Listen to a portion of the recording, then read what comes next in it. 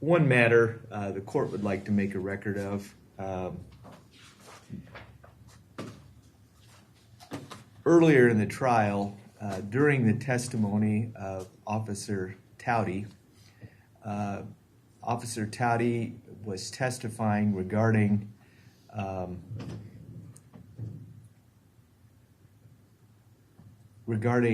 an overhear, a court order for an overhear that was obtained in this case back in May of 2018. Officer Towdy initially, when first called, was testifying regarding statements he had overheard the defendant specifically make in the course of that overhear. There was an objection made by defense counsel, and a sidebar conference was held in chambers. The court reserved ruling on the objection pending some other matters. Among the other matters that were considered by the court was the court had a chance to review the order entered by, I believe it was Judge Hens, regarding the overhear. There was a return made to Judge Hens, and she entered an order essentially approving the overhear as having been made in accordance with her order. And her order had described the conversations that were going to be overheard, the parties to that conversation, and Judge Hens listened to the audio tape of that overhear and confirmed that indeed there was an audio tape made of that conversation. In addition to that, yesterday, Officer Towdy again testified, and he testified that he had previously interviewed the defendant, Mr. Wiley, on a number of occasions and had become familiar with his voice. And the statements that he overheard being made by what he had initially identified as a male voice, he identified yesterday as being the voice of the defendant, Travis Wiley. So based on those additional matters, the court at the end of the day, toward the end of the day, during Officer Towdy's testimony, announced that it was overruling the objection that had been previously made by defense counsel. So the court just wanted to supplement the record with those facts that underlay its ruling to overrule the objection. So regarding that matter, is there anything else you wish to say, Mr. Nelson? No, thank you. Mr. Barnard? No, Your Honor. Okay. Then at this time, we'll have the jury brought in.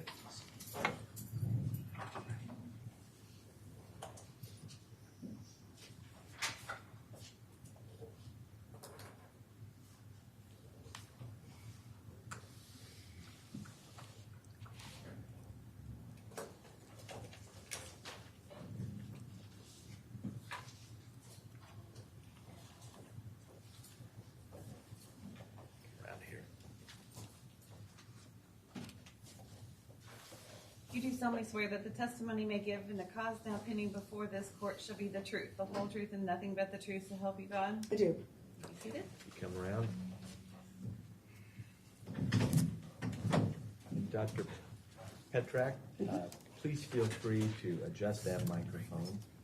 And I would ask you respectfully to please try to speak into the microphone and keep your voice up. We've had some trouble during the trial with sound. Okay. With that, Mr. Barnard, you may inquire. Thank you, Judge. Dr. Petrak, could you introduce yourself to the ladies and gentlemen of the jury by telling them your full name? Channing Petrak. Your profession? I am a child abuse pediatrician. I'm the medical director of the Pediatric Resource Center in Peoria. Dr. Petrak, are you a physician? I am. Licensed to practice in the state of Illinois? Yes. I'm going to ask you some questions about a case involving an infant by the name of Ariana Hoffman. But before I do that, I want you to share some pertinent parts of your educational background. Let us begin with your undergraduate degree, where you got it, and how you proceeded from there toward the position you occupy now. I have a Bachelor of Arts in Economics from the University of Illinois in Urbana. I then have a Master's in Business Administration from the University of Illinois in Springfield. And then I subsequently went to medical school at Southern Illinois University School of Medicine, graduating in 2000. I did a pediatrics residency at St. Francis in Peoria with the University of Illinois College of Medicine in Peoria. And I finished that residency in 2003, and then began working as a pediatrician. While I think we're all familiar generally with the term doctor, can you share with the folks on the jury what the specialty of pediatrics is within the practice of medicine? Pediatrics is specifically the management of the medical care for children. So pediatrics goes typically up to age 21 or through college. So we don't see adults, only children. And doctor, can you tell us whether or not within the specialty of pediatrics there exist any subspecialties? There's a huge list of subspecialties, gastroenterology, neurology, cardiology. There's a lot of subspecialties.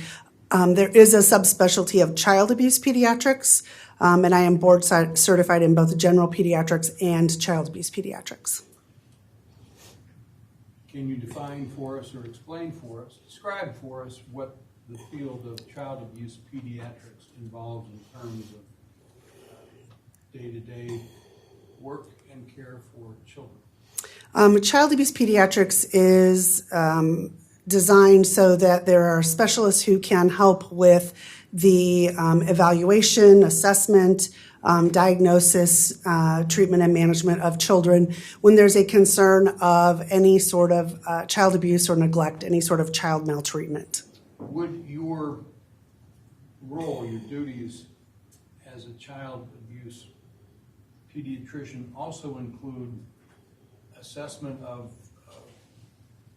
cases involving children who have died where that death is suspected, at least, to have been the result in whole or in part from abuse? Yes. Doctor, when did you develop an interest in child abuse pediatrics?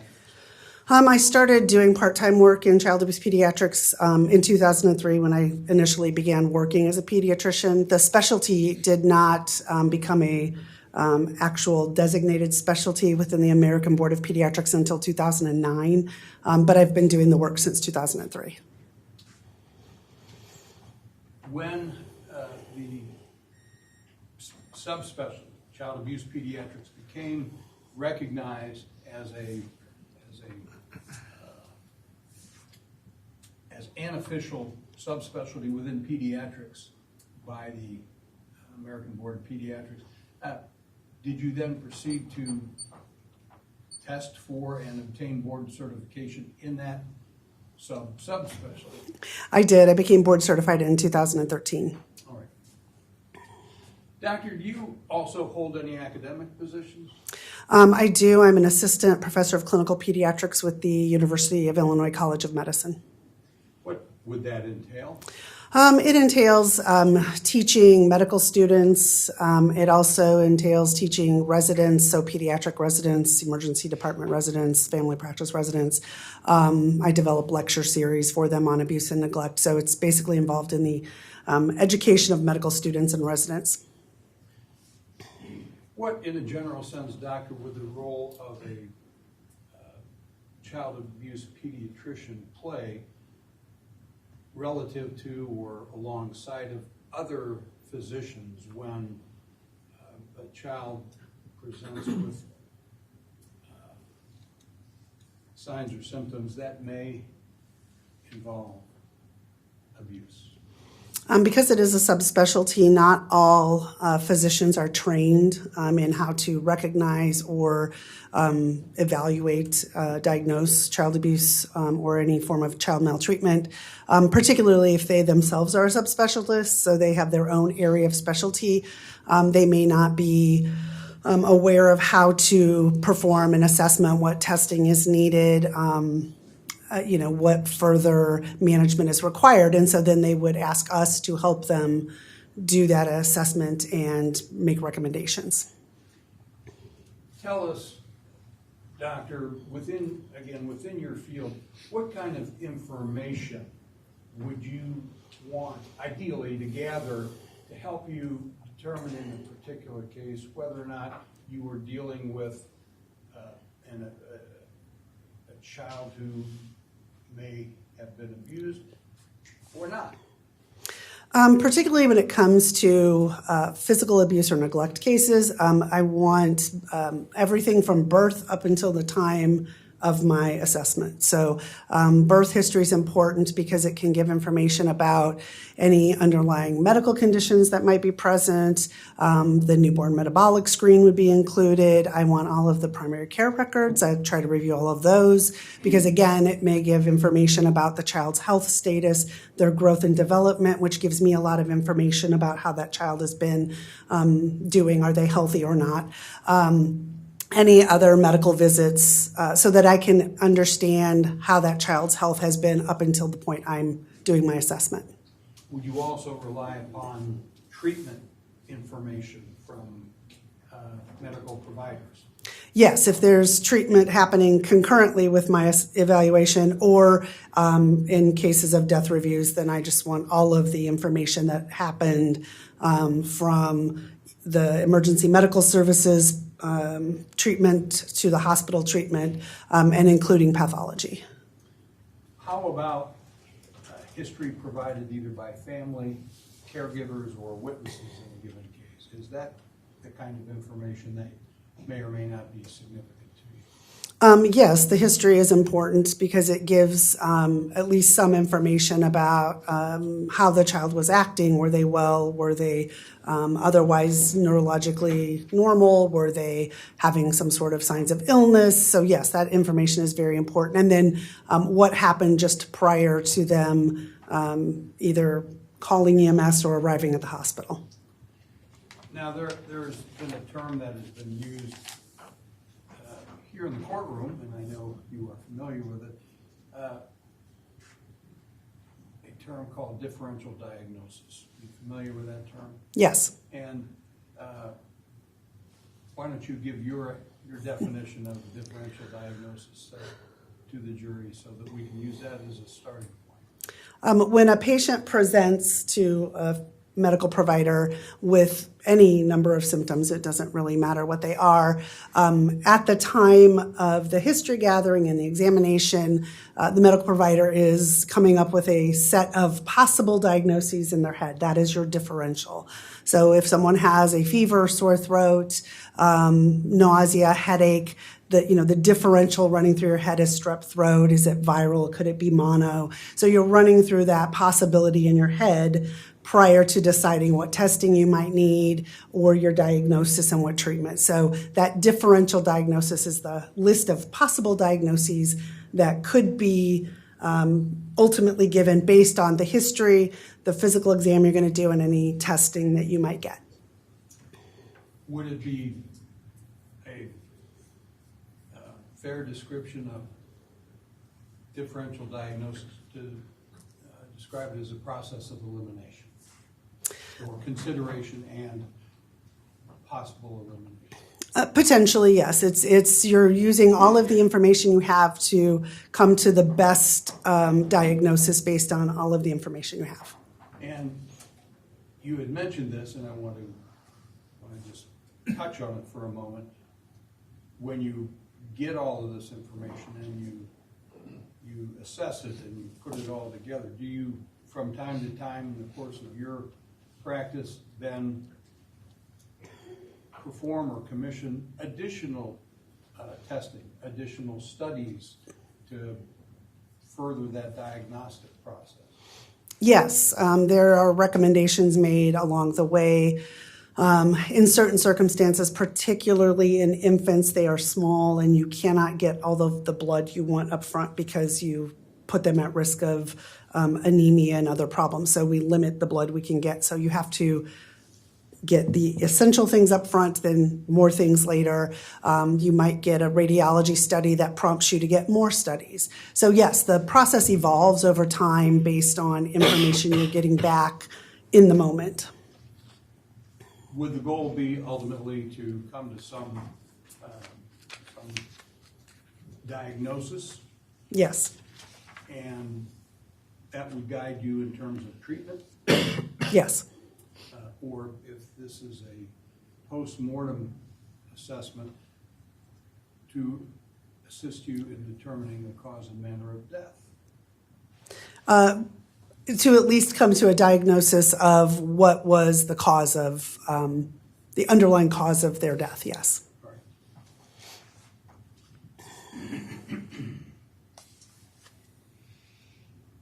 Dr. Petrak, have you been continuously engaged in practice in your subspecialty since you were board certified up until today? Yes.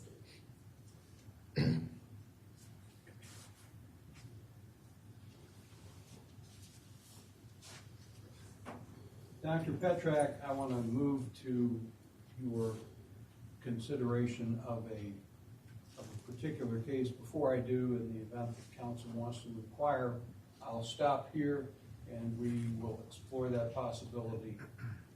All right, thank you, Mr. Barnard. Mr. Nelson, do you wish to inquire as to the witness's qualifications, training? I do, thank you. Okay, go ahead. Doctor, have you completed any, have you completed a fellowship in child abuse pediatrics?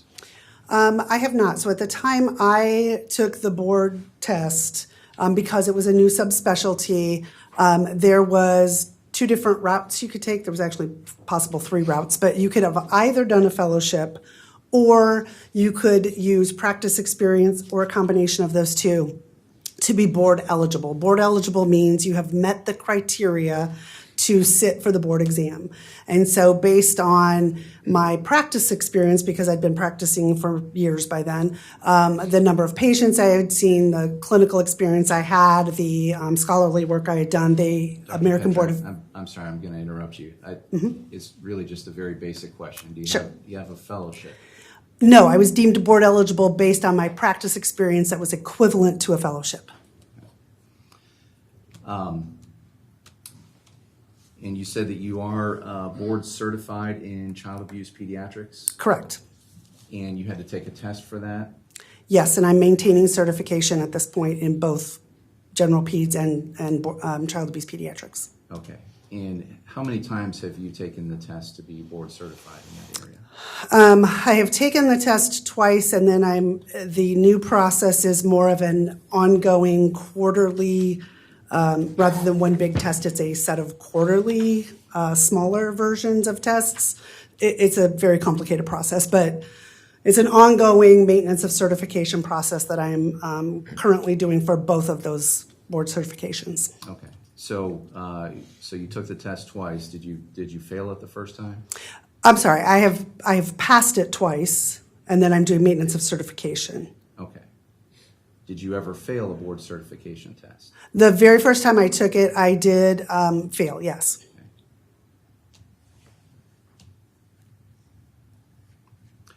Have you completed any residencies or fellowships in forensic pathology? No.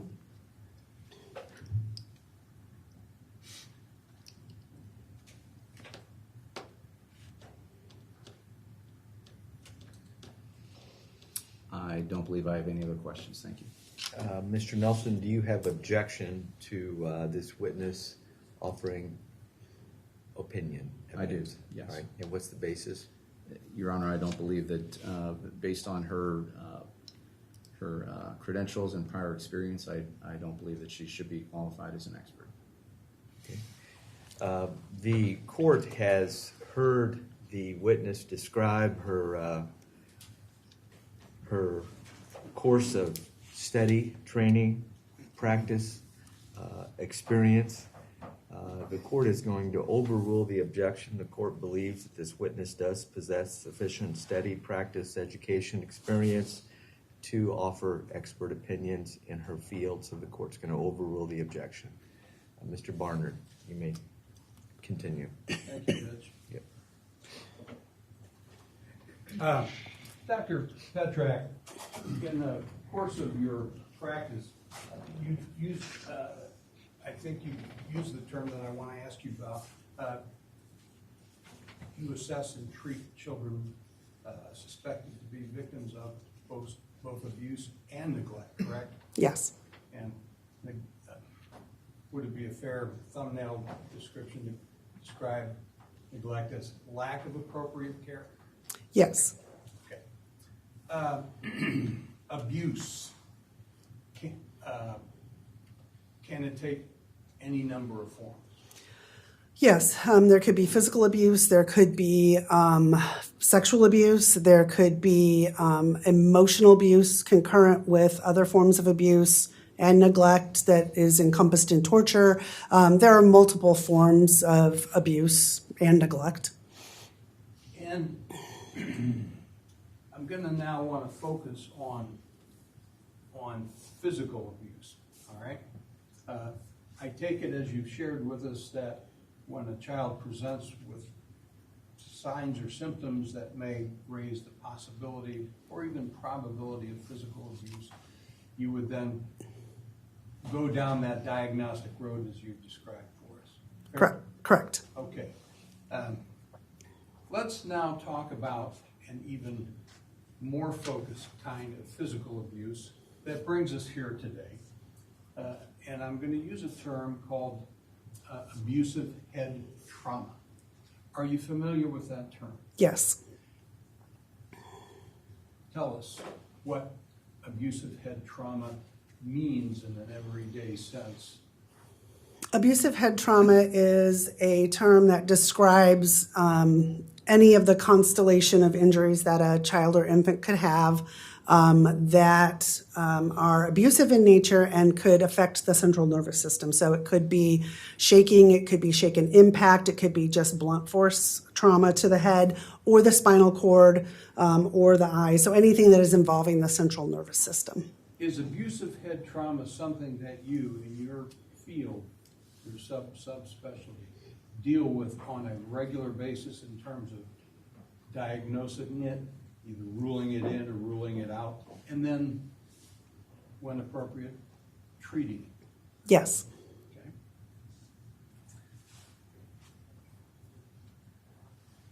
We're going to, or I am going to ask you some more specific questions about abusive head trauma in a bit. But let me, in the broadest sense, ask you this, Doctor. Is abusive head trauma a recognized medical diagnosis? Yes, it is. And is it, like any other condition within or known to the practice of medicine, the subject of study Yes. and discussion, Yes. medical literature? Yes. Would you use the same tools, at least in a general sense, specifically a differential diagnosis process, when a child or infant is presented to a medical provider showing signs or symptoms of abusive head trauma? Yes, there is a differential diagnosis that is utilized in the evaluation for that child. Okay. And when you, again in the broadest sense, Doctor, have a child or an infant presented to you that has some symptoms that may be concerning for that, do you also consider other possible causes for this presentation, this problem routinely, Yes, okay? And that would be part of the differential diagnosis process. correct. Okay.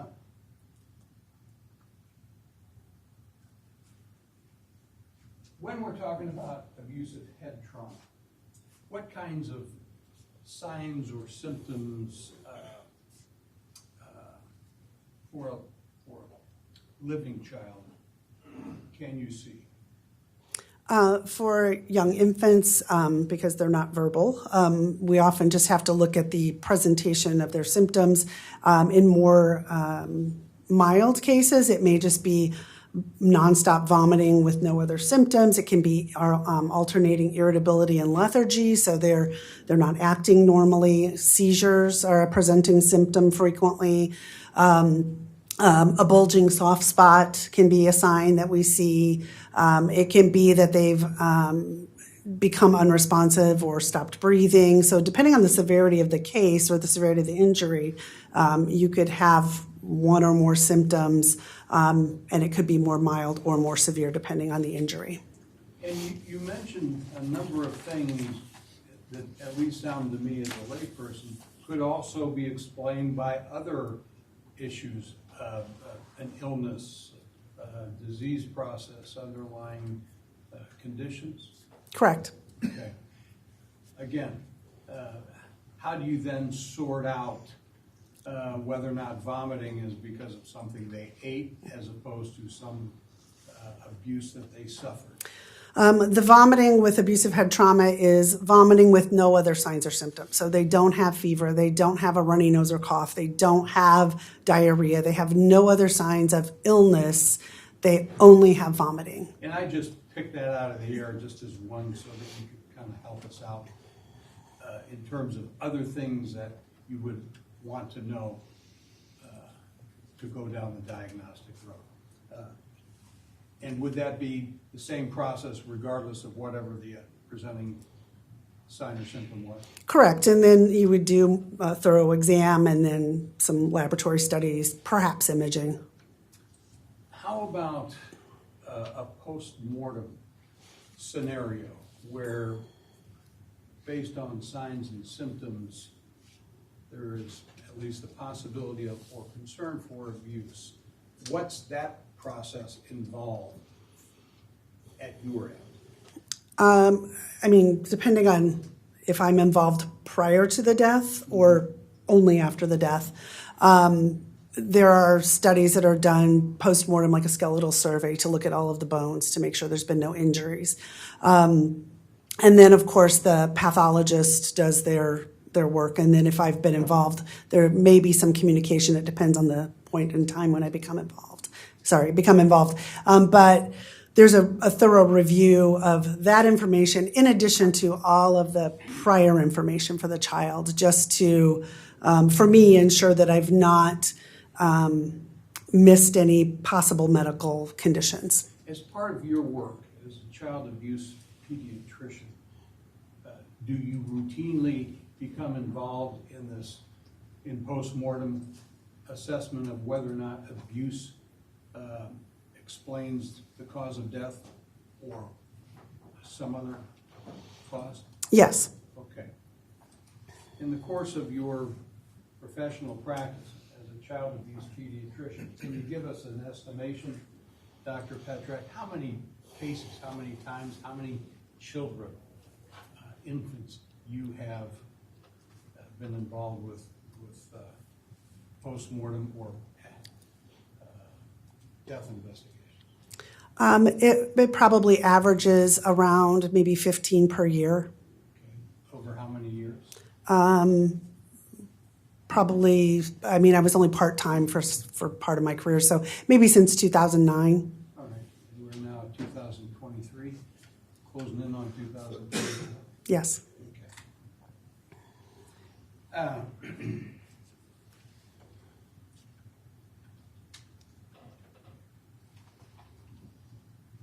I want to now turn, Dr. Petrak, in the area of abusive head trauma to the different kinds of signs and symptoms you will see when there is abusive head trauma suspected after a child has died. What is the range of possible signs and symptoms that would be of interest to you in doing an assessment? Sudden collapse, so apnea, stopping breathing, no history of trauma or very, very minimal trauma preceding the collapse, no signs of illness preceding, so no illness before the collapse. And then, of course, any laboratory studies that had been done or any imaging studies. So anything that shows any intracranial bleeding, so subdural, subarachnoid, any bleeding like that, or any swelling of the brain, because you may not be able to see like a thin layer subdural hemorrhage if there's a lot of brain swelling. You just may not see that. Bulging fontanelle on exam would be concerning. And then were there any signs of infection? I would want to know that. And then any signs of trauma if they're present. And then also retinal hemorrhages would be important to look for, and then any other possible organ injury. Would that data come from, in a given case, an autopsy? It's a combination. So it's a combination of the pre-hospital information, hospital information, and then the autopsy, yes. And you take all of that into consideration? Correct. Including any signs or symptoms that might point you in another direction away from abusive head trauma? Correct. Okay. I had asked you, and you had shared with us the different kind of categories of abusive head trauma. I now want to kind of focus in on one, and that would be one that does not involve, or at least significantly involve, blunt force trauma. Where there is no blunt force trauma, can there still be a form of abusive head trauma? Yes. What are you talking about? Shaking can cause abusive head trauma and can be fatal. An infant's brain is particularly vulnerable to damage. It is not myelinated, which is a fancy word for insulated. It's kind of like wiring. As we age, from infancy on, your brain becomes insulated, which makes it a little more stiff and able to withstand injury. But a young infant is not myelinated or insulated. So if they are shaken, then their brain is very gelatinous and it is very prone to injury. They're also, even though we don't have maybe external blunt force trauma, the brain itself, this gelatinous brain, is hitting the skull, and a brain is very soft and gelatinous, and the skull is not. It's bone. So you've got the brain slamming against the skull, which is a hard object. So there is potentially blunt force trauma to the brain, even though there's not external blunt force trauma. What is the mechanism of injury as a result of a shaking event, and when that brain crashes against the skull as you have described it? I know that it will involve the structures of the brain, and maybe that's where we should start. Well, the brain itself, so you've got a more watery, gelatinous brain, and then you've got a lot of vessels that go up from the brain because there's a very rich blood supply to the arachnoid covering, which is a thinner covering, and then to the dura, which is a more leathery covering of the brain. But then if the head is moving, and babies have big heads, weak necks, if the head is moving and being bounced around, then the brain is not necessarily moving with the head, so brain is going to hit the skull, and then the brain has two different densities, the white matter and the gray matter, not the same density. They will shear against each other. So you get tearing of the nerves in the brain. You can get tearing of the vessels around the brain, so you can get bleeding. You can have traction at the back of the eye, so you can get retinal hemorrhages. And then you get that brain hitting the skull. You get along the base of the skull, you get the soft gelatinous brain kind of riding over the bumps of the skull base, which causes injury. And then depending on the severity, you can get the brain stem, which is going down through the hole at the base of your skull, also hitting up against that hole at the base of your skull. So all of this is causing injury when that shaking is happening. So you don't necessarily have to have impact. We don't also know if there's impact depending on how shaking may occur with the chin and the chest, which may be a form of impact as well. Let's talk about the damage to those veins that you said come out of or at least connect the brain matter, the arachnoid cover, and the dura. How are they, or can they, in a given case, be affected? How can they be damaged in the process of that movement of the brain within the skull when you shake? We call those bridging veins because they are bridging that space of the arachnoid to the dura from the brain. And so because everything is a different density and it's not all going to move at the same rate, which is just physics. It's like when you're driving straight and you turn and the stuff on your seat looks like it's going to the side. It really just kept going straight, not the same density as you and your car. And so the brain and all of its structures are going to do the same thing. They're not all the same density. So they can get sheared because the brain, again, is not moving at exactly the same rate as your head is, and it puts tension on those vessels and it shears them off and they bleed. And so you can get bleeding in the space below the dura and above the arachnoid, subdural, or below the arachnoid and above the brain, or subarachnoid. So you can have both? You can have both, absolutely.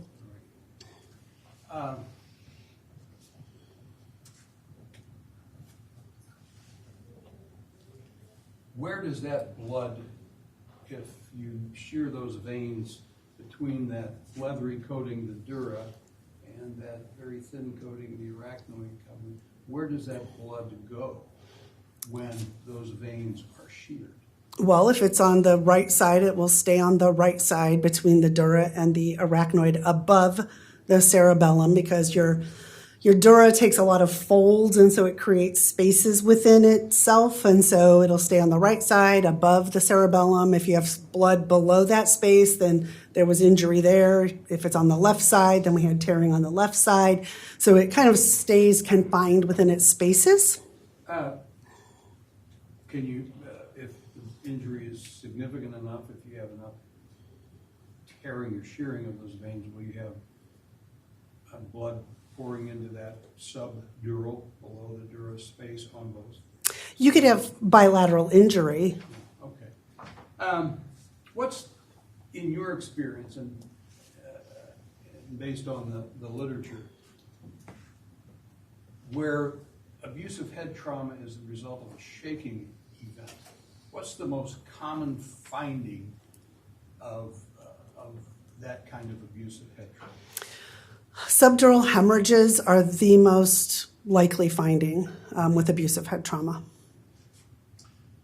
Because of the physics and mechanics you just shared? Yes. Okay. What other kinds of injuries are common in a shaking scenario? Retinal hemorrhages are also very sensitive and specific for abusive head trauma. Can other causes explain retinal hemorrhage? There's a differential. There's always a differential diagnosis for anything. And there are other things that can cause retinal hemorrhages, but they look different. And that's one of the things that helps differentiate the retinal hemorrhages with abusive head trauma and the retinal hemorrhages from other causes. So, for example, if someone had a bleeding disorder, they can have retinal hemorrhages because of their bleeding disorder, but they are right around the optic nerve. They don't extend all the way out to the edges and multiple layers. They just look different on appearance from what we see with abusive head trauma. What's the mechanical relationship between the again, that crashing of the brain around the skull and damage to the retina of the eyes? Well, the eye is firmly fixed, and the optic nerve is basically going right into your brain. And so there's traction at the back of the eye. I mean, our eyes don't just pop out of our head all the time, thank goodness. So when there's traction at the back of the retina, then you get traction on the vessels, and you can get bleeding along those vessels as well. You mentioned the optic nerve. Would it be accurate to think of that as something like a string or rope, some sort of connecting strand, if you will? It's pretty thick, so maybe more like a thick rubber band, very thick. Yes, but it attaches right into the back of the eye. And what happens when that brain is moving around within the skull as a result of shaking that affects the optic nerve? There's tension on the back of the eye, the optic nerve, the back of the retina. And so you can see retinal hemorrhages that are extensive in multiple layers. You can also see hemorrhage along the optic nerve sheath, which is more often than not in the subdural layer, if you're going to really look at the layers of the optic nerve sheath, and tends to be closer to the eye as opposed to the closer to the brain portion.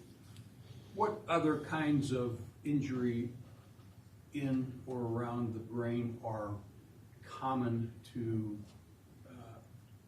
a shaking event with abusive head trauma? Particularly in younger infants, because again, their brain is much more gelatinous. You can see parenchymal contusions, which is basically a bruise within the brain tissue itself. Some of those will have bleeding within those contusions. You can have the shearing of the nerves themselves. So it's sometimes referred to as diffuse axonal injury.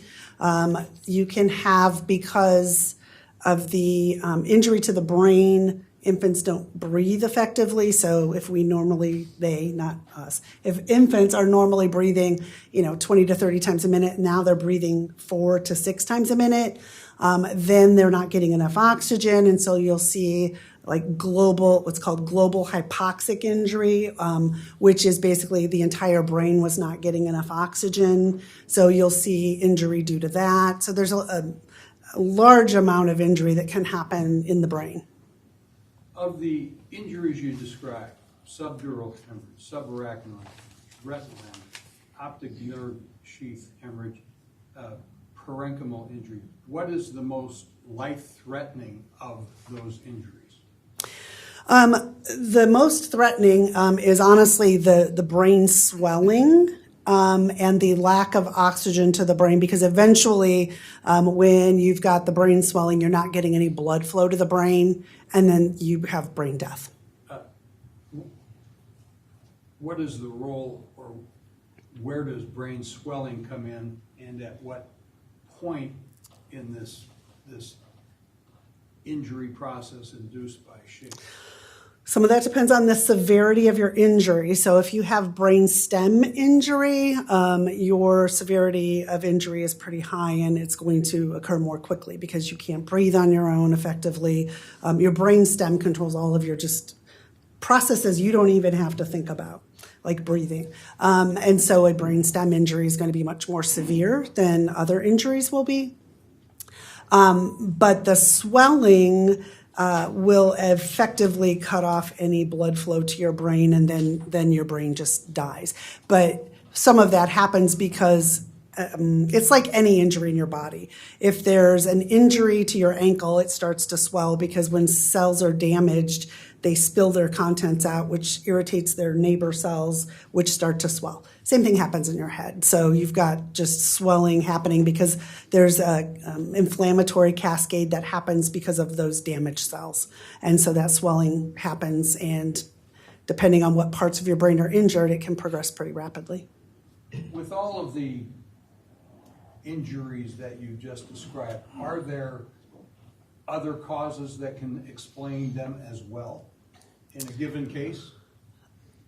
You have to look at the constellation, what we call the constellation of injuries. And so for all of those particular injuries, there's not any one particular thing that would explain all of those injuries.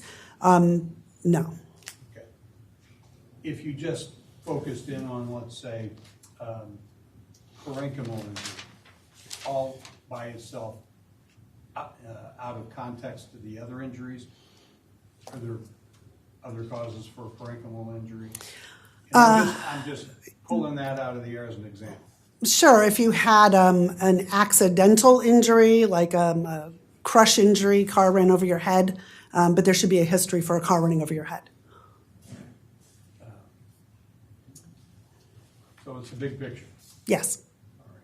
Along the way, nevertheless, is it your obligation and your practice to consider all of the data to either rule in or rule out other possible causes when you see these things? Yes. All right.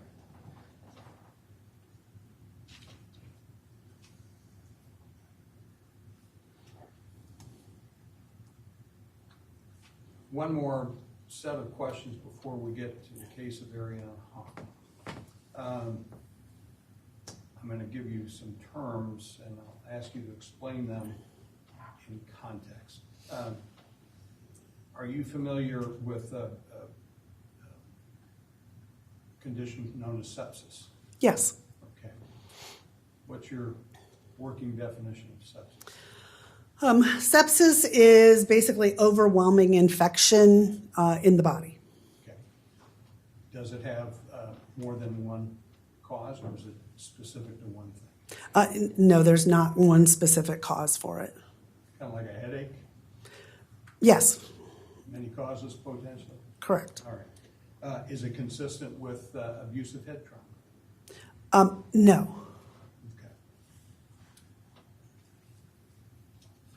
How about a phenomenon or condition known as cerebrosynovenous thrombosis? Yes. Are you familiar with that condition? Yes. Can it happen in infants? It can. What is cerebrosynovenous thrombosis? It's basically a clot in the sinus venous. So it's a big vein in the back of the head. It's a clot in that vein, basically. And when and under what circumstances would you see that in an infant? It's rare in infants. It's not common. Even in children, it's not common. But you see it in cases of very severe dehydration or meningitis or mastoiditis, which is a infection of the mastoid bone, which is behind your ear. So there are times when you might expect to see it. And the dehydration is exceedingly severe. It's not just a little, I maybe vomited once and didn't drink one bottle. It's very severe dehydration. Can infants have a stroke? Yes. Okay. There are basically two kinds of strokes, right? Yes. One is a bleeding stroke, where a vessel bursts and blood escapes the vessel. Yes. The other is a blockage stroke, I guess I will call it. Yes. And what is that referred to as an ischemic stroke? It'd be a thromboembolic, depends on how many syllables you want to put, but it's basically a clot that caused lack of blood flow. Yes. And we'll get to its role or lack thereof in this case in a moment. But I just want to get those terms on the table, if I may. Are you familiar with a condition called DIC, diffuse intervascular coagulopathy? Disseminated intravascular coagulopathy. Yes. Close. Yes. All right. What is that? It is a condition in which the body is trying to clot and break down clots at the same time. So it's usually seen in severe infection or severe trauma. And so you've got a lot of bleeding and your body's trying to clot, but also you have to break down clots. And so you've basically overwhelmed your coagulation cascade. Can that be seen in abusive head trauma? It can be seen if it's a very, very severe case where there's excessive bleeding happening, yes. All right. Let us now turn to your role in the assessment of the cause of death of Ariana Hoffman. How did you get involved in that case? There was a request for the Pediatric Resource Center to perform a record review of her, all of her records after her death. All right. Did you engage in that Yes. process? Yes. And as part of that, tell us what blocks of information you received and assessed, and from what source? I reviewed medical records from her birth through her death, including the pathology reports. I also reviewed information from law enforcement, so photos of the scene, the emergency medical services records, police records, and then photos of at the hospital. So information like that was reviewed. Did you also have access to and review information that was developed in the course of and following the autopsy? Yes. And as a result of your assessment of all of that information, did you come to a conclusion within a reasonable degree of medical certainty in your area of practice as to the cause of death of Ariana Hoffman? Yes. Before I get to that punchline, if you will, I want to talk about the findings that were significant to you that led you to that conclusion, that pointed the arrow at that conclusion. Okay, share those significant findings that you noted on your assessment. The injuries, so the brain injuries were severe. There were diffuse subdural hemorrhages, subarachnoid hemorrhages, injuries to the brain tissue itself. There was also extensive retinal hemorrhages in multiple layers all the way out to the periphery, optic nerve sheath hemorrhages, and there was no history provided that would have accounted for this degree of head injury, which was severe. And given all of my review of her past medical records, there was no indication that she had any underlying medical condition, no metabolic conditions, and nothing that would have led to this series of findings. No infection was found. And so based on all of that, it was my opinion that her severe head injuries were due to abusive head trauma and led to her death. One step back to explain a term, metabolic injury. What's a metabolic injury? There are a few metabolic conditions that have been associated with subdural hemorrhages, but they are on the newborn screen in Illinois, and they also have clinical signs or specific findings in the brain that would have been seen. So something like Menkes kinky hair disease, but by 2 months of age, infants are showing signs and symptoms. They often also have pre-existing issues with growth and development. Bottom line, was there any evidence in all of the data that you assessed indicating a metabolic problem that would explain Ariana's injury? No. Okay. Now let's look at those findings one by one. First of all, was it one thing, or was it the collection of all of the things you described in the same infant at the same time? It's the totality of the injuries, the history, the medical findings, laboratory findings. It's the totality of the information. Okay. And what are the there's a hierarchy or an order of magnitude in terms of relevance or importance. Can you share with us which of those, particularly when taken together, were significant to you? It's difficult to parse them out because that's not how we practice medicine. Well, then let's go at it another way and go at it your way, because it sounds like the way we ought to go. I mean, the subdural hemorrhages and the brain tissue injury, so the severity of the head injury, the retinal hemorrhages, the appearance of them, the clinical findings of apnea as a presenting symptom, Apnea is a presenting symptom. What are you talking right, stopping breathing. Okay, all right. And then also the lack of an explanation for any of the injuries is how I come to my diagnosis. All right. Let's talk about now the absence of symptoms that helped you in your diagnostic path.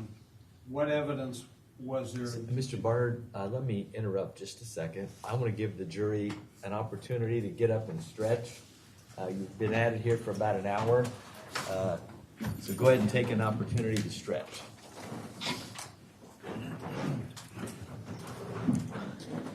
And yes, Where was I?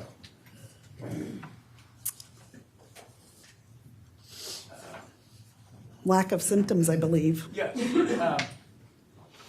And those things I just mentioned to you, let's start with CSVT. What evidence did you see in the signs and symptoms, particularly the autopsy, that she was suffering from CSVT or developed CSVT? There was nothing on the pathology report that indicated that there was the presence of CSVT, so no central clot, no large occlusive, so there was no occlusive clot, meaning it blocked off everything.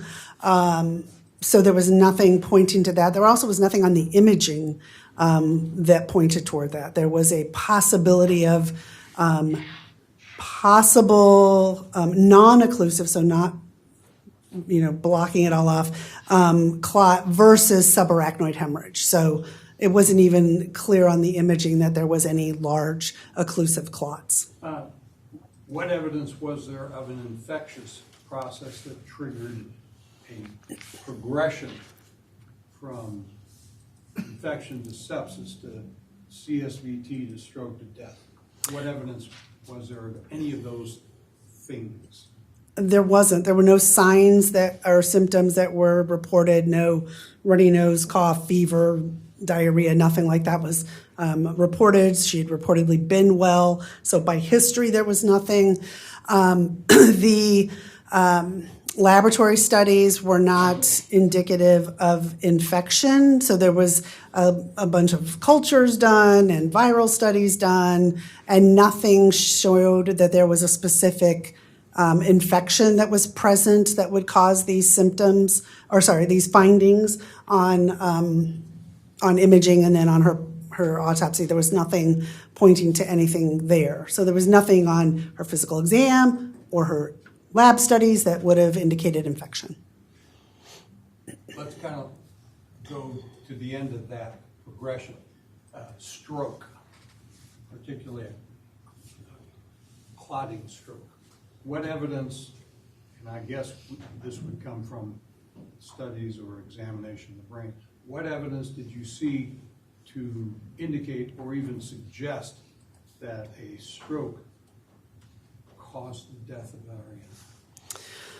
Ariana? None. The imaging wasn't indicative of stroke. What it looks like on imaging, it typically is focal, so there's a focal finding. Unless you have a hemorrhagic stroke, but there was no signs of hemorrhagic stroke because you would see blood within the brain tissue itself in a large area, which was not seen, nor was it seen on autopsy. So there was nothing showing that there were areas of clotting that then caused focal tissue damage right around the clot, which is what you would expect. that was where I want to go, or is where I want to go. If you have a clotting stroke that would cause death, would be significant enough, cause death, what's that going to look like when you open up the skull and look at the structure of the brain? There are areas of brain damage, so brain tissue damage, right around the areas where there is clot, occlusive clot. So it's clotting that whole vessel right around, so the clot and then the area of damage right around it in the brain. And there may be more than one, but they're going to be in areas that are causing significant problems for the patient. So, but they can be seen on autopsy. They can also be seen on imaging usually. Was there any evidence of that in this case? No. By contrast, what kind of bleeding or damage did you see inside the brain? There were subdurals noted, subarachnoid noted, so bleeding in two different spaces, and then significant swelling. So typical for what we see with abusive head trauma. Anything at all, doctor, that diagnostically speaking pointed you in another direction away from injuries that, in your experience, are the result of an acceleration, deceleration, shaking injury? Anything? No, there was nothing in the laboratory studies done, nothing in the imaging or the pathology, nothing in the history that pointed toward anything else. And before I move on to a different subject, I just want to touch on one photograph from the autopsy.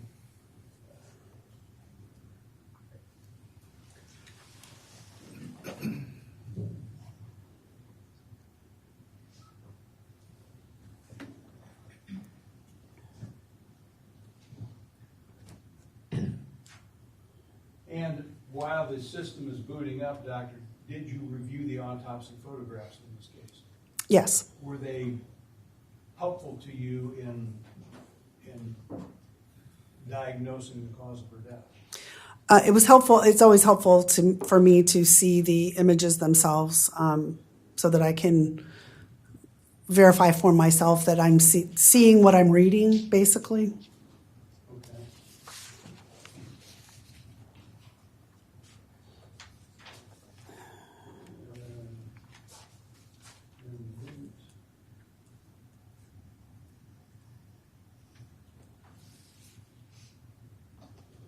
I'll pass that for now so that I don't stop.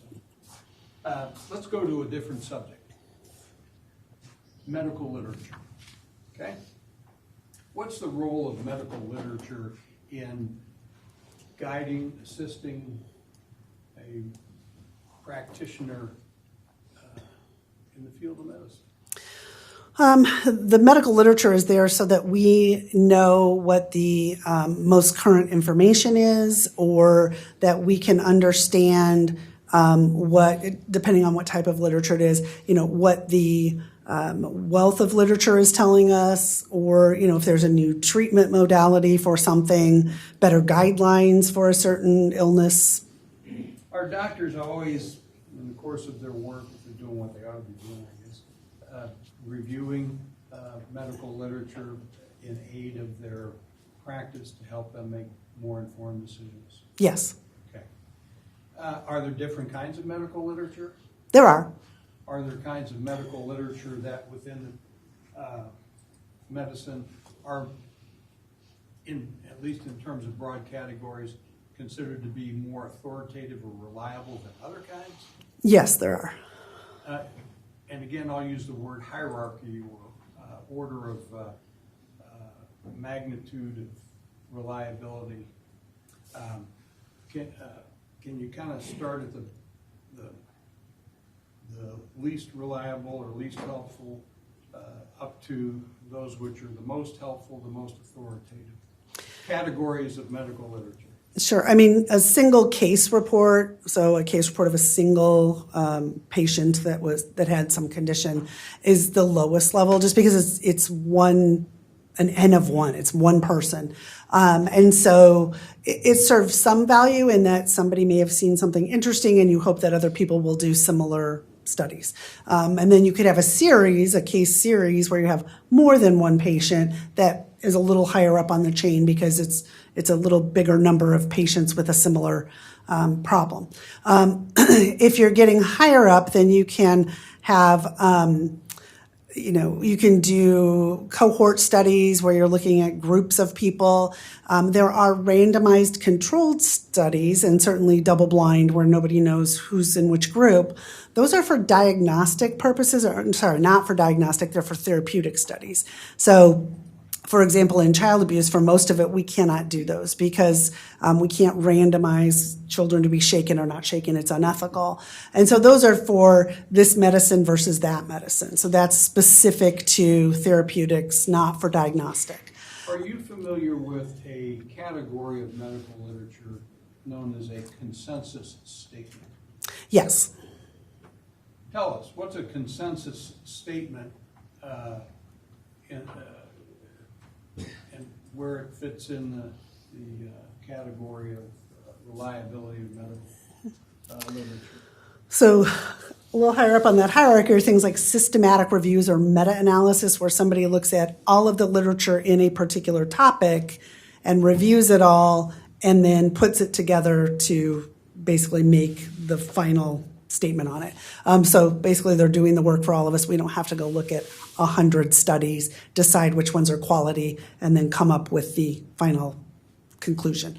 A consensus statement is a group of experts in the field, a multidisciplinary group though, so it may be more than one discipline of people who will do a systematic review as well, and they will then give that information to their respective groups. It gets reviewed multiple times, and then it is basically a statement of what the experts in this field agree is the current literature statement, the current consensus of all of the experts in this field on a particular medical condition or topic. Hence the term consensus? Correct. All right.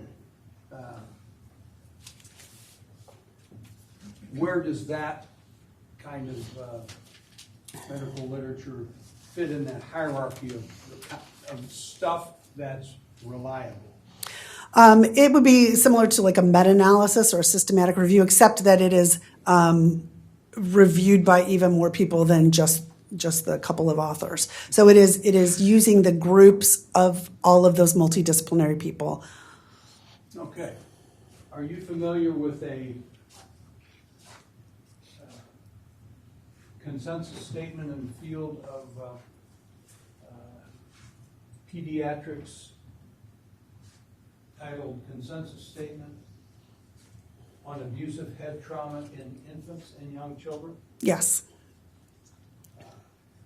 When was that consensus statement presented to the medical community? 2018. And, Your Honor, for purposes of the record, I want to note that the consensus statement the witness just referred to is in the court file and is part of the record in this case. Okay. So, for counsel's benefit, I want that noted. Okay. All right?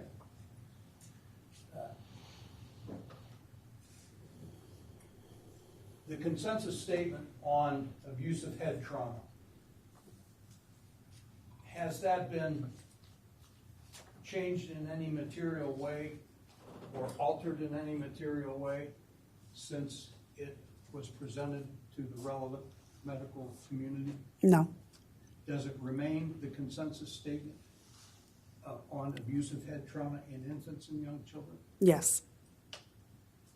Is it, in your experience, of a type and at a level that it is relied upon by physicians in your field Yes. and related fields? Yes. Okay. The consensus statement that I referred to, are you familiar with it? Yes. Have you reviewed it?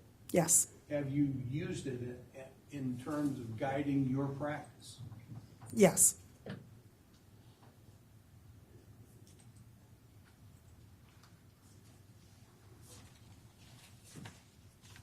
In the broadest sense, do you consider it to be reliable? Yes. Who or what entity authored this consensus statement on abusive head trauma in infants? The majority of the group was the pediatric radiologist, pediatric neuroradiologist, and then pediatricians. In fact, would it have been the consensus statement of the Society of Pediatric Radiology, Yes. along with the European Society of Pediatric Radiology, Yes. the American Society of Pediatric Neuroradiology, Yes. the American Academy of Pediatrics, Yes. the European Society of Neuroradiology, Yes. the American Professional Society on Abuse of Children, Yes. and a number of other relevant practice groups in that field. Yes. And this study itself, by those groups that I just mentioned, did it build upon earlier studies, pulling them together, reviewing data in the process of issuing this consensus statement? Yes, it did. All right.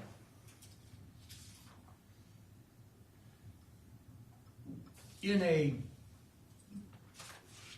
nutshell, what was the purpose of this consensus statement on abusive head trauma in infants? Basically, to clarify what abusive head trauma is, and then to clarify that many of the one, to clarify that it's a medical diagnosis and that it's not a legal diagnosis, but a medical diagnosis. And then to clarify that many of the alternate theories that get brought up have no evidence base behind them. Among the specific findings or conclusions of this consensus statement, is it recognized that a shaking of an infant causes the changes, the injuries that you just shared with us? Yes.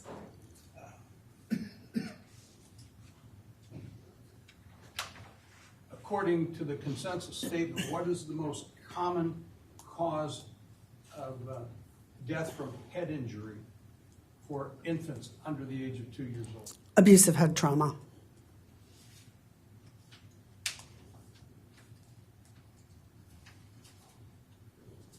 And does this consensus statement, so we can avoid going through it too deeply, confirm essentially the relevance of subdural hematoma Yes. in the constellation of symptoms that result in a diagnosis of abusive head trauma? Yes. In fact, does this consensus statement state that subdural hematoma is the most common finding? Yes. Does it discuss and identify retinal hemorrhage as being part of the diagnostic picture? Yes. Specifically, how about the multi-layer and extensive area retinal hemorrhages? Yes. Multiple layered and out to the periphery. Yes. And what does it say about those particular kinds of retinal hemorrhage in the context of diagnosing abusive head trauma? That they are due to abusive head trauma unless there is a specific anything that could explain them, which would be, for example, a crush injury, which there should be an accident to explain it.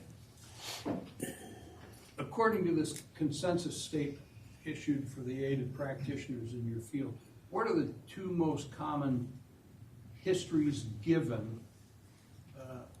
by either the caregiver or person who might be involved in inflicting head trauma? Either a very short fall that would not explain the injuries, like a fall from a couch, or no history of trauma.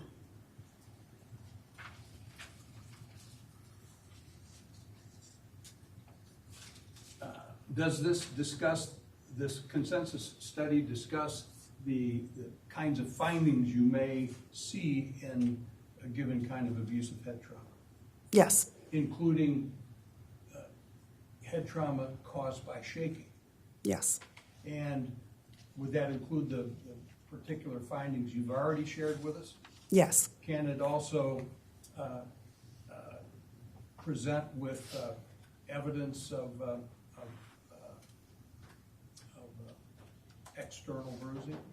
there can be bruising on the head or neck, but it's not always present. How about cervical injury? Again, that can be present, but it's not always present. Does absence of cervical injury, per this consensus statement and in your experience, rule out abusive head trauma? No, it doesn't. In other words, if you don't see cervical injury, you have to throw out abusive head trauma as a cause? No, not at all.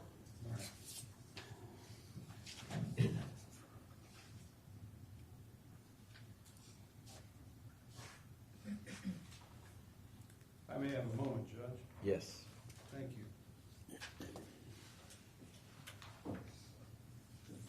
Does this consensus statement recognize the mechanism you talked about regarding damage to the bridging veins Yes, as a mechanism that is involved in shaken-induced injury?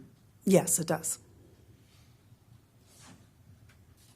Does this consensus statement also address other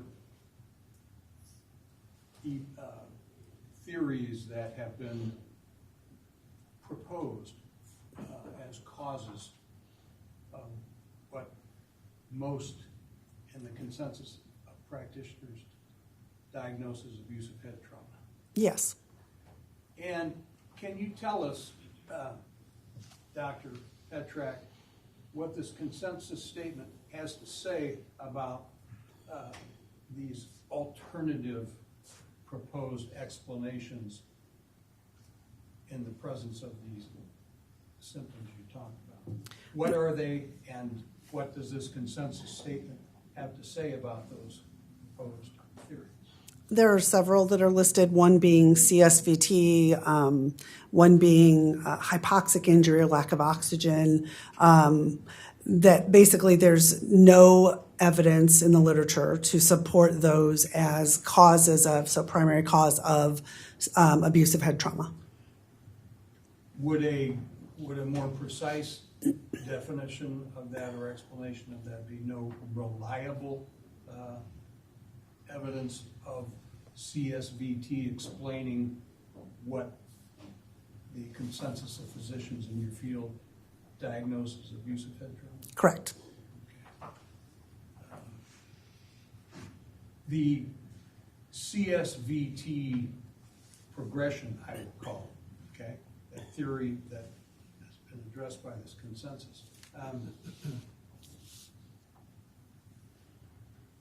Per this consensus document, is that a popular theory, a consensus theory, or a very, very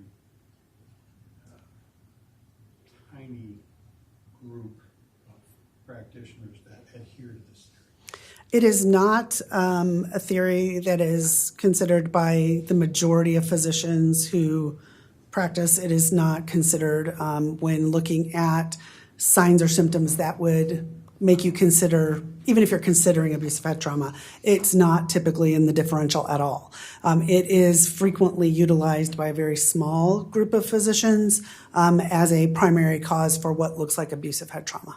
in your experience, and per this consensus statement, where will this CSVT progression most likely emerge? It's almost always brought up by a defense expert, medical witness who is using that as an explanation for abusive head trauma symptoms. By contrast, in your experience and per this consensus statement, is the CSVT progression to stroke to death, do you see that commonly in medical diagnoses and treatment? No, the only time you can see CSVT causing problems, but it fits the picture. It's the child who is severely dehydrated and has another medical explanation for why they have CSVT with localized findings. Doesn't look like abusive head trauma at all. Outside of a presentation where you have a severely dehydrated child, will you see that kind of diagnosis to explain the findings we have in this case in the context of diagnosis and treatment? No. Where are you going to see it? In court, basically.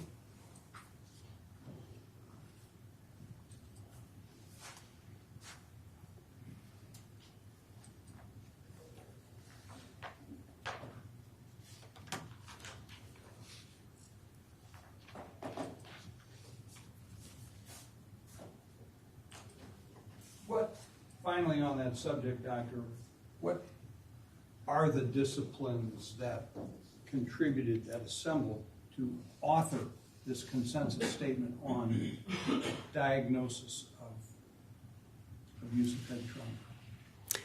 It was multiple pediatric societies, both international and the American Academy of Pediatrics. It was radiology, neuroradiology. The American Professional Society on the Abuse of Children is a multidisciplinary group, so has varying disciplines of medicine in it. So it was a multidisciplinary group that authored it. And it remains the consensus today? Yes.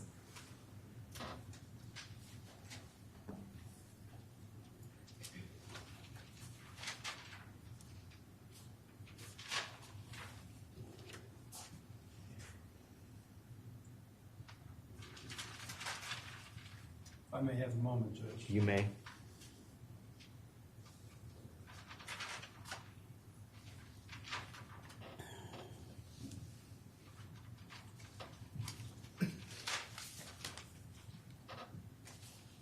You've expressed your opinions with regard to the cause of death of Ariana Hoffman. Do you hold that opinion based on everything you've shared with us, the medical literature, the history, the medical records prior to Ariana's death, the findings at autopsy? Do you hold your opinion in a reasonable degree of medical certainty? I do. Dr. Petrak, was this a close case to call?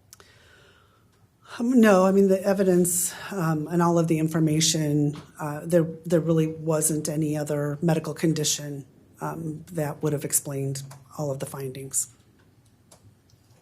Finally, Doctor, you paid to come here to court? I was not personally, no. Going to change your income? Not at all. I have no further questions. Okay, ladies and gentlemen, we have the cross-examination of Dr. Petrak that will be done, but we have been at this for about an hour and a half almost, so we're going to take our morning break at this time. First off, Dr. Petrak, you've also been at it for about an hour and a half, so I'm going to excuse you at this time for the break, and you can exit the courtroom now.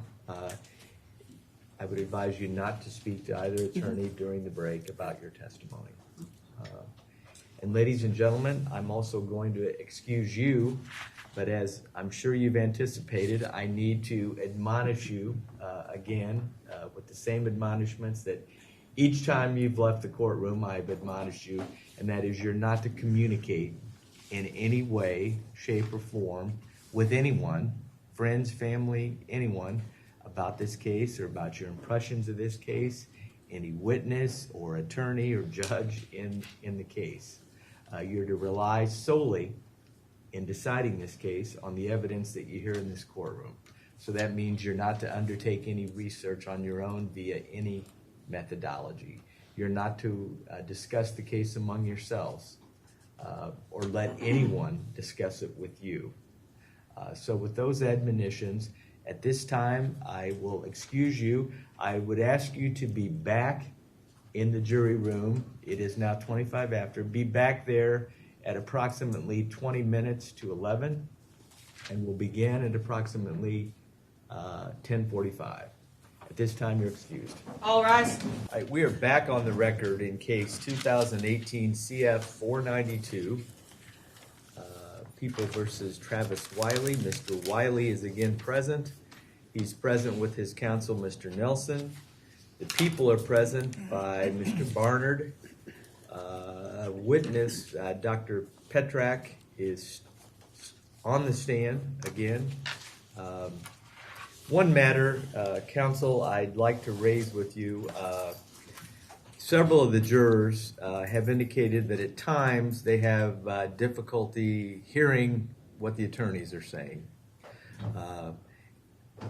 Also, we want everything that's said to be taken down. So I would ask that each of you put on something that I understand is an inconvenience.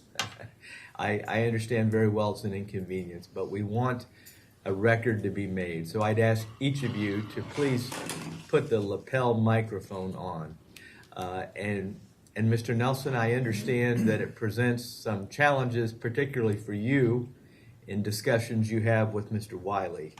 I believe what you could do to prevent that confidential communication from being transmitted is to take it off if you happen to lean over to speak to Mr. Wiley or have a conversation with him to prevent it from being recorded.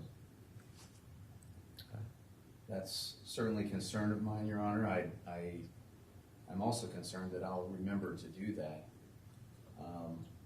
I understand. We're trying to balance some important concerns. Everything, as you can understand, everything that is being said, we want a complete record of this case to be made, and therefore it's necessary that the court reporter be able to hear what you say. Some of the jurors have indicated some difficulties hearing what attorneys are saying at times. I also understand that as a trial attorney, there may be moments where you wish to have your voice be lower, perhaps for effect. So I'm mindful of that also. But I would ask that you indulge us and at least attempt to wear the lapel microphone. And I would just remind you, Mr. Nelson, to prevent any confidential communications from being recorded, please try to remember to remove it if you intend to have such a confidential communication with your client. Okay. With that, I would ask that the jury be brought back in. Your Honor, can I have just a moment to, I've never used one of these before. Okay, go Can I ahead. have a Go moment ahead. to Let's figure it pause out? just a minute. On off is on the top, did you see it? It's pretty small. I don't know if there's a light that goes on. Yeah, Test. there is, there's a light that goes on top. And if you don't have to take it off, you just turn it off. It's probably easier for you to turn it off instead of taking it off. And then this one should probably be in your pocket. How close to this? Probably about there, and they want them to stay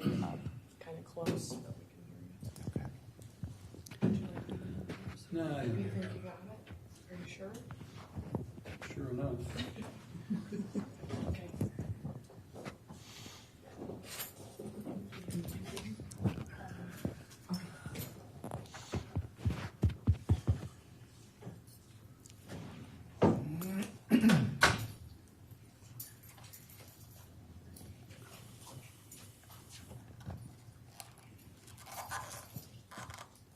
All right. Thank you to both counsel for your cooperation in using the lapel mics. With that, let's have the jurors.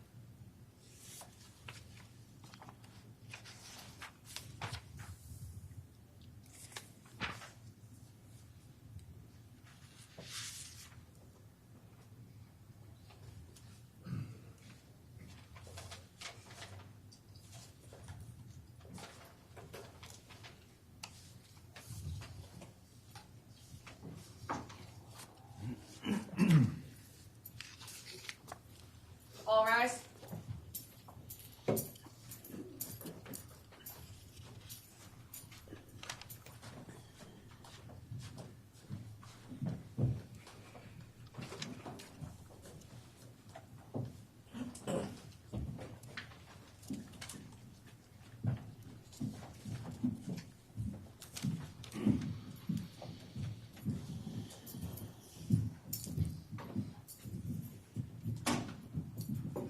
Session Circuit Court is now reconvened with the Honorable Michael L. Atterbury presiding.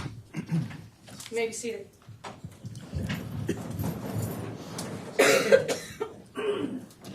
Okay, the record should reflect that all 12 members of the jury and the 3 alternate jurors are all present in the courtroom. Mr. Nelson, and I also would note that Dr. Petrak has resumed the witness stand. Doctor, I would remind you for the record that you're still under oath. With that, Mr. Nelson, you may cross-examine. Thank you, Your Honor. Good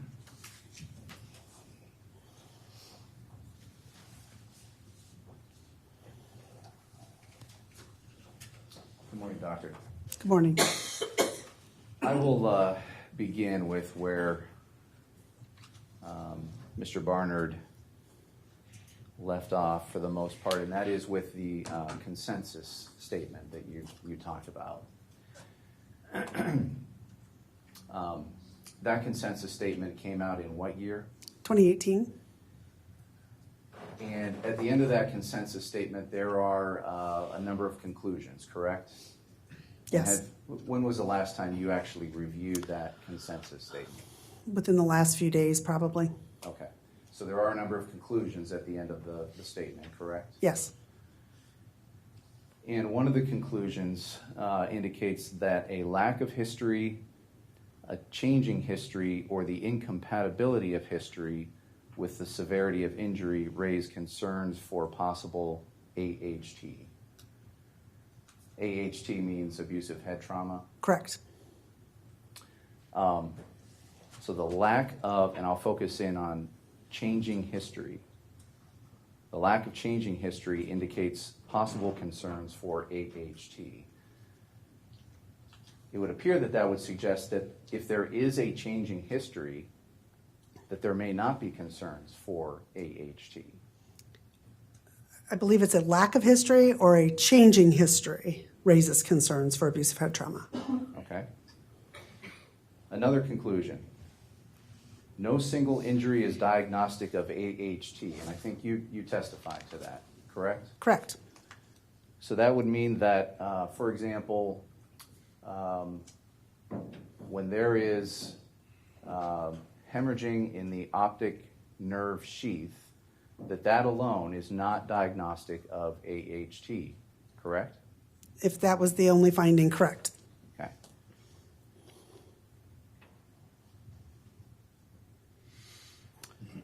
Another conclusion at the end of the consensus statement. Each infant suspected of suffering AHT must be further evaluated for other diseases that might present with similar findings. The question to be answered is there a medical cause to explain the findings, or did this child suffer from inflicted injury? That's one of the conclusions, correct? Correct.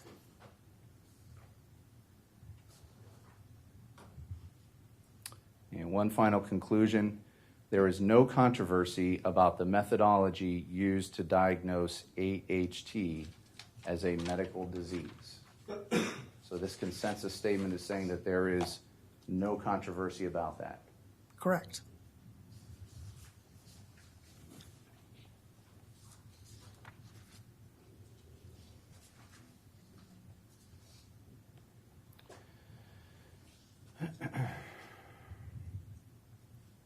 Doctor, your training is in pediatrics. Do you have any training at all in pathology or forensic pathology? No, not specifically, no. Okay. Even in the field of pediatrics, have you ever authored or contributed to the medical literature and specifically to a peer-reviewed publication? Yes. You have. When was that? Was in 2019. I believe it's 2019. Yes. 2019.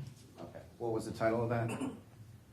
I don't remember the title. It was a case series done with other authors on witnessed abusive head trauma. Okay. Is that the only one? Yes. Have you ever authored any books on the subject? No. Have you ever authored any book chapters on the subject? No.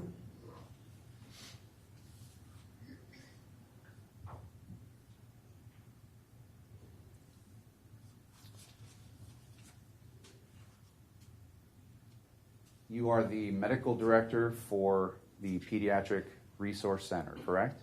Correct. How long have you been in that position? I've been the medical director since 2011. Okay.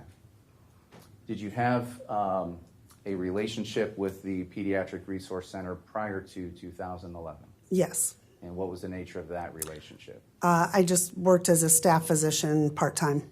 Okay. And when did your relationship with the Pediatric Resource Center begin? In July 2003. Okay. And when was the Pediatric Resource Center created or founded? June of 1993. How does the Pediatric Resource Center, how are they funded? There's multiple funding sources. We are a program of the Department of Pediatrics of the University of Illinois College of Medicine. There are some grants and contracts that fund the program. There's for example, a contract with the Children's Hospital for teaching the residents and the students. There is fundraising that goes on, so there are multiple funding sources. Okay. Does the center have or obtain referral fees? We don't have referral fees, no. Okay. Does the center have any contracts with any law enforcement agencies? No. Does the center have any contracts with DCFS? We do have a contract with DCFS for cases that are referred for medical coordination and case coordination, yes. For medical coordination and Case coordination. Case coordination. What does that mean? So it's not for the exam itself. They're not paying us to do the exam, but it's for the coordination of information, staffings, case coordination services that we provide, so social work services that we provide to the families. Okay. And how long have you had that contract? That specific contract, I don't know how long they've had that contract. It predates me, I believe. Okay. Any standing contracts with state's attorney's offices? No. And in this case in particular, where did the referral come from? The referral came from Quincy Police Department.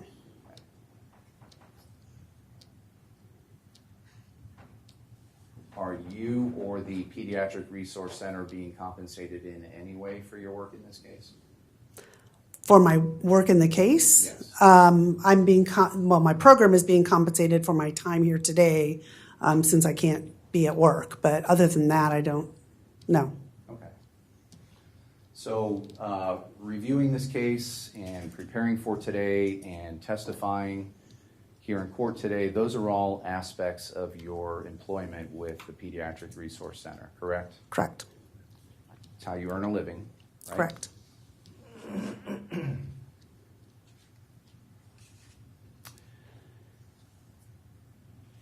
Has the mission of the Pediatric Resource Center changed significantly since it was originally created? The very first year that they were in existence, they were mostly doing foster care screenings, but the need for more evaluation of child abuse victims was seen, and so it very quickly shifted to what we're doing now. So it hasn't changed in the last 29 years.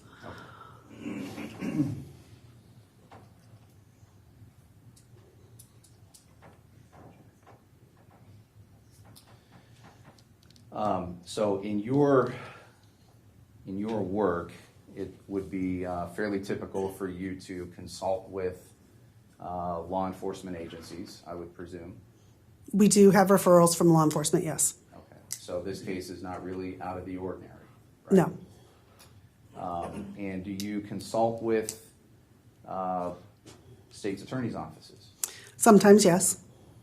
And you obviously consult with the Department of Child and Family Services. Correct. Are there any other agencies or entities with which you consult? Our largest referral source are physicians or other medical providers. They are the number one source of referrals for us. Okay. What about individual parents or private citizens? Yes, we do take referrals from parents.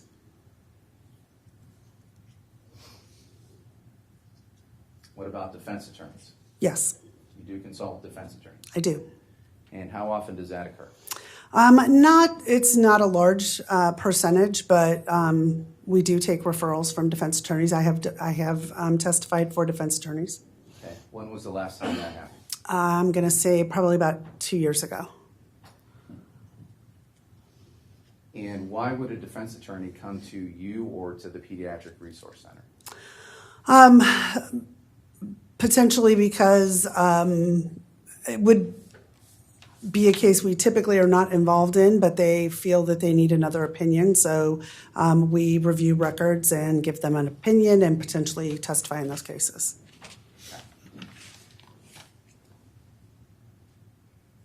As you've indicated, you often review the medical record. I'll strike that.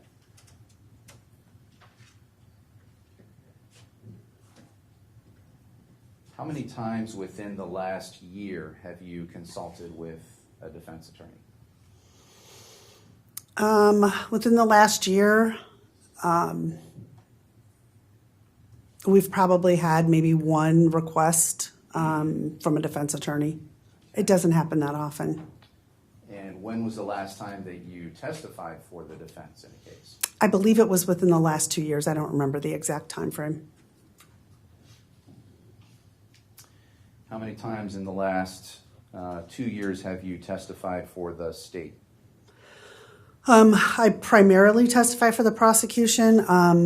The number in the last 2 years, I don't recall, but I've testified over 150 times total.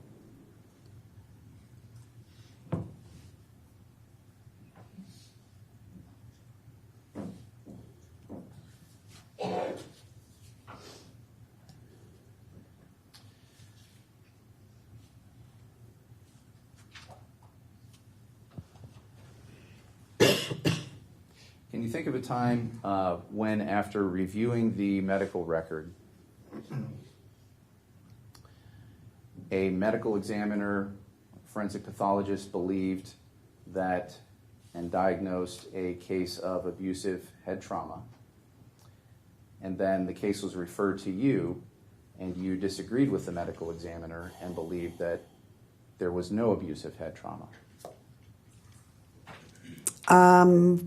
Not specifically with abusive head trauma, no, because most of those are from my area and typically would have come to my hospital. So no. In other types of injuries, yes, I have reviewed pathology reports and not agreed that the injury was inflicted or was due to the fault of the parent. So I have sometimes disagreed.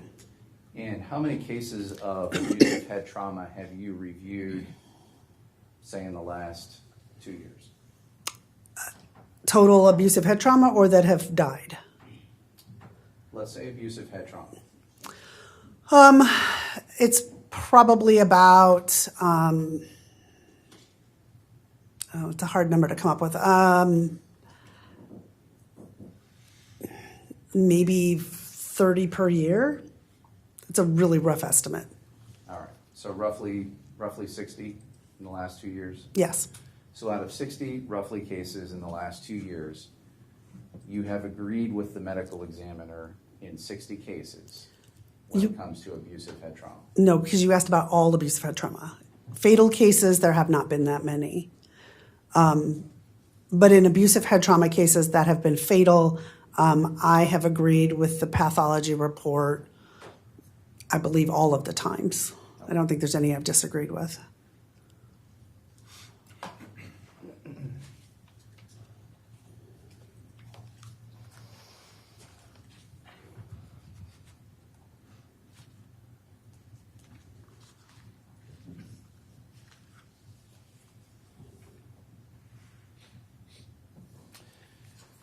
You've testified that it's important to your work to review as much of the medical record as exists, correct? Correct. And so toward that end, you certainly review all the medical records that are available to you, and then if there are some that are not available to you, you would request those records, correct? Correct. In this case, did you review the microscopic slides? No, and I typically would not review the microscopic slides And why is that? because I'm not a forensic pathologist and have not done histology work since medical school. So they're not useful to me. So even though that's a part of the medical record, you wouldn't maybe refer that work to somebody else who could interpret those slides?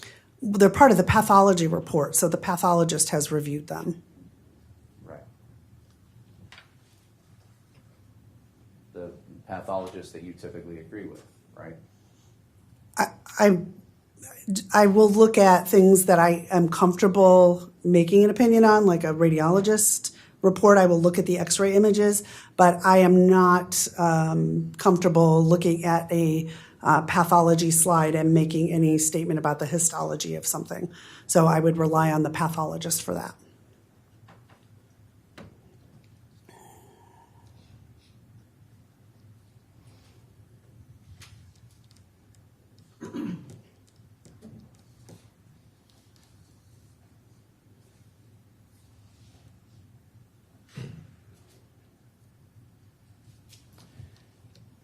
And you would agree, doctor, that in cases of suspected abusive head trauma, it's impossible to scientifically validate any diagnosis of abusive head trauma, correct? I'm not sure what you mean by scientifically validate. Well, is there any way to, for lack of a better term, definitively prove that a diagnosis of abusive head trauma is correct? I'm not sure what you're asking about proving a diagnosis. There are clinical criteria that we look at, just like there's no one specific test that can say you have had abusive head trauma or not, but there's also no clinical test for things like migraine. There are clinical criteria, and you can have a diagnosis. There are multiple medical conditions that have no specific test, but clinical criteria for diagnosis. So is that scientifically valid? Yes, it is. But there are many things that there's not a specific test for that you can still diagnose based on the clinical criteria in front of you. Okay.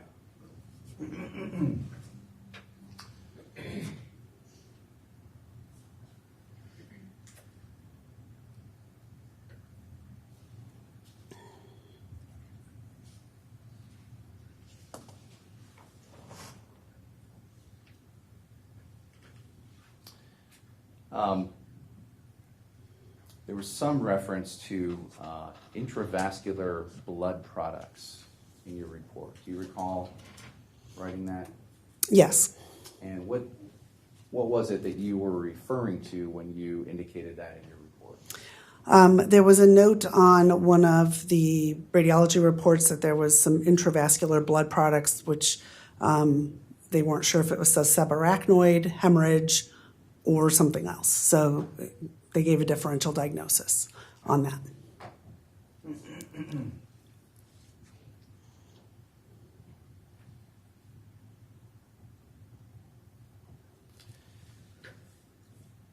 Do you, going back to the microscopic slides, you indicated that you will rely on the report of the pathologist. Is that what you always do, or are there occasions when you would refer out some sort of microscopic study to another physician? There have been times when I disagreed with a pathologist's findings that I recommended a second pathology study be done. So I have recommended a second pathologist do a review and or second autopsy because I'm not the person to do that. So if I am concerned, I will make that recommendation. Okay. So you were not concerned about that in this case? Correct. And you indicated that there was no indication of any infection or any concern about infection in this case, right? There was initially concern for infection, which is why there were laboratory studies done looking for infection and why there was empiric antibiotics given, which was appropriate. But in the end, none of the studies showed that there was infection. And did you actually review the studies, or did you rely on the word of or on the assessment of a physician who had reviewed those studies? I reviewed the Blessing hospital records, and there was no laboratory study that showed that there was any infection. Okay. And specifically, what studies were done at Blessing Hospital? There were cultures done, there were viral studies done, so there were multiple labs done, for infection, and none of them showed anything. And do you recall what cultures were done? I believe there was blood and urine culture, and then there was also a viral PCR done that was negative. Okay. And again, did you see the actual results of those tests, or were you relying on someone else's assessment that those tests were negative? As I recall, they were in the record, but I'd have to refresh my memory. I recall seeing them, but at this point I couldn't tell you exactly what they said.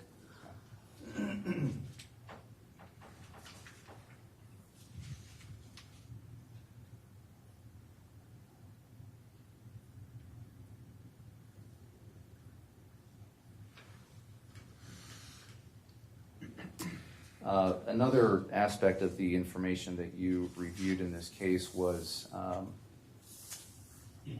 photographs of the purported scene, correct? Yes, The inside of the residence. yes. To what extent did that factor into your conclusions in this case? It's just one part of the information. There wasn't anything that was significant other than, to view the environment where a child is sleeping and consider potential. I mean, that's part of the differential initially is if a child becomes apneic, could it be, unsafe sleep? So that was just a consideration. Okay.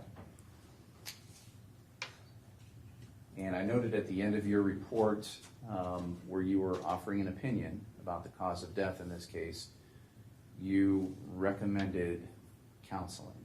Is that correct? Yes. And in a report where the purpose of the report was to determine the cause of death, why were you recommending counseling? Because there was a loss in the family, so counseling for survivors is important. Even though you were engaged for the purpose of determining the cause of death in this case? I was asked to review the record. I don't determine manner of death, but just what was was there abuse and did it lead to the death? But that doesn't mean I don't make recommendations for either surviving siblings or parents. Okay. And the Pediatric Resource Center provides counseling services, correct? We don't actually provide them ourselves, but we can make referrals to places that do counseling.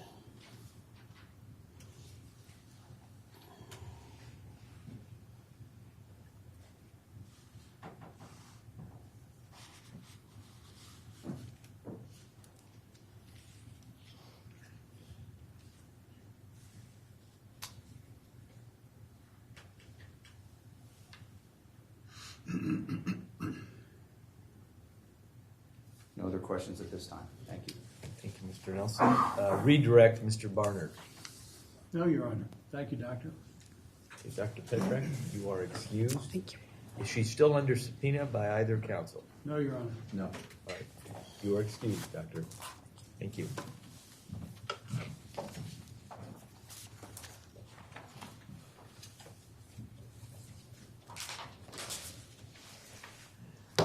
Okay, Mr. Barnard, do the people have any additional witnesses or evidence you wish to offer?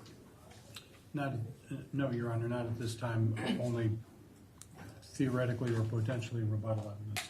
And as such, the people will rest. Okay. Okay, ladies and gentlemen, the people have rested their case. I will very shortly be turning to the defense to call witnesses. And I understand they're going to be ready to do that in the afternoon. Is that still correct, Mr. Yes. Nelson? So it is now 11:15. I'm going to allow you at this time to go to lunch a little bit early today. I would ask that you be back in the jury room a few minutes before 1 o'clock. We will plan to begin at 1 o'clock. Your Honor, before you dismiss the jury, could we approach? Sure.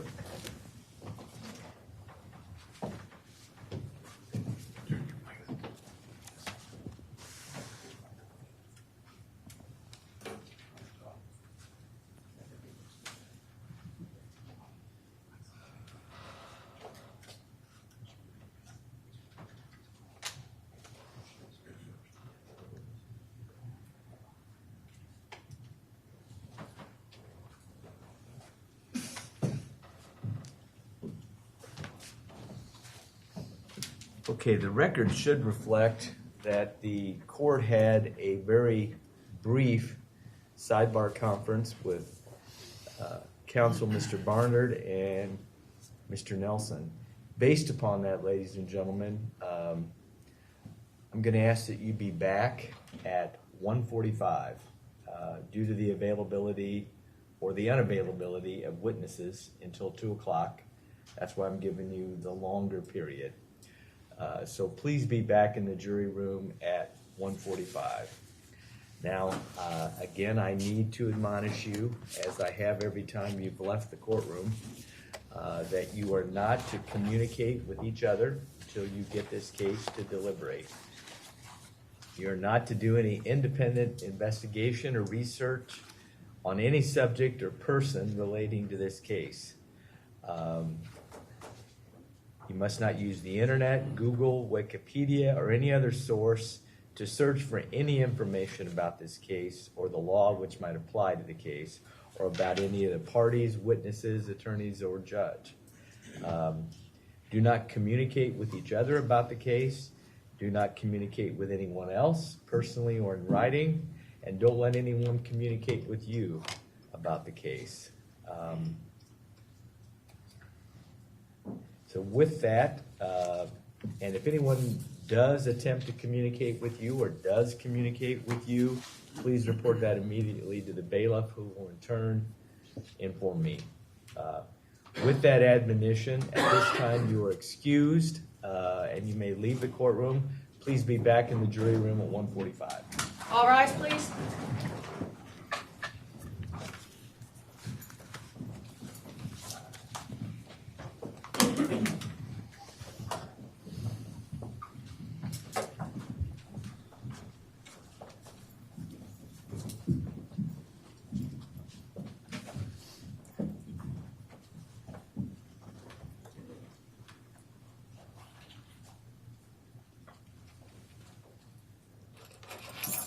Okay, you may all be seated. And the record should reflect that the 12 jurors and 3 alternates have all left the courtroom. The door is closed. Counsel both remain in the courtroom, as does Mr. Wiley. Outside the presence of the jury, Mr. Nelson, do you have any motions you'd like to raise? I do, Your Honor. Now that the state has rested, the defense would move for a directed verdict in this case. We do not believe that the evidence that has been presented by the state would rise to the level such that a jury could find by proof beyond a reasonable doubt that Mr. Wiley is guilty. Thank you, Mr. Nelson. Mr. Barnard? I have no. Okay. All right. The court has presided during the evidence that has been presented by the state. We've heard from several witnesses, including non-professional witnesses, as well as from at least 4 medical doctors so far. And the court has heard that testimony, considered objections thereto, and the court believes that the evidence considered in the light most favorable to the state, as it must consider that evidence, to be sufficient for the jury to find the defendant guilty of the charged offense. So at this time, the court will deny the motion for directed verdict made by the defense. Other matters, Mr. Nelson, at this time? No, thank you. Anything, Mr. Barnard? No, Your Honor. All right.